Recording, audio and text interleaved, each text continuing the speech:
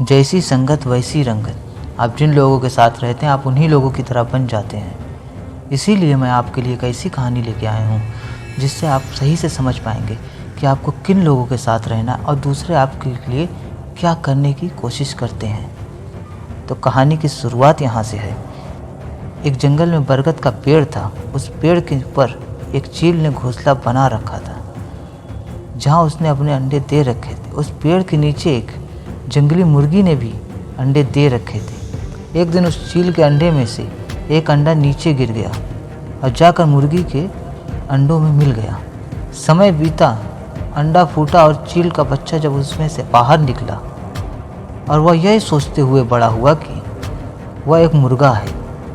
वह मुर्गी के बाकी बच्चों के साथ बड़ा हुआ। वह उन्हीं कामों को करता है जिन्हें एक मुर्गी करती है। वह मुर्गी की तरह कुड़कुड़ाता ज़मीन खोद कर दाने चुगता था। उतना ही ऊंचा उड़ पाता था जितना एक मुर्गी उड़ पाती है। एक दिन आसमान में उसने एक चील को देखा जो बड़ी शान से उड़ रही थी। उसने अपनी मुर्गी माँ से पूछा कि यह चिड़िया का क्या नाम है और बड़ी शान से उड़ रही है। मुर्गी ने जवाब दिया, वह एक चील है। फिर चील के बच्चे ने पूछा, माँ मैं इतना ऊंचा क्यों नहीं उड़ पाता। मुर्गी बोली, तुम इतना ऊंचा नहीं उड़ सकती क्योंकि तुम एक मुर्गे हो। उसने मुर्गी की यह बात मान ली और मुर्गी की ज़िंदगी जीता हुआ एक दिन मर गया। हमने और आपने इस कहानी से क्या सीखा? जो भी हम सोचते हैं या कुछ नया करने की कोशिश करते हैं तो हमें दूसरे यह कहकर रोक देते हैं कि तुम ऐसा नहीं कर सकते, ऐसा नहीं हो सकता, और हम अपना इरादा यह सोचकर बदल लेते हैं कि वाकई में ये हमसे नहीं हो सकता।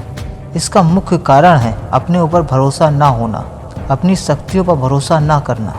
अपने काम पर भरोसा होना ज़रूरी है मेरे दोस्त। जो लोग कहते हैं उन्हें कहने दीजिए। लोगों का काम है कहना। अपने आप पर भरोसा रखें, अपने काम पर। मेरी ये बात याद रखना मेरे दोस्त, अगर आपकी जीत तय हो तो एक कायर आदमी भी लड़ लेता है, लेकिन बहादुर तो वो होता है जो हार तय हो लेकिन फिर भी मैदान छोड़ के न भागे। अगर आपको ये स्टोरी पसंद आई हो, आपके लिए यूजफुल हो, तो लाइक और सब्सक्राइब करना ना भूलें और मेरी मेहनत को भी सफल बनाएं। फिर मिलते हैं नई सोच और नए विचार के साथ।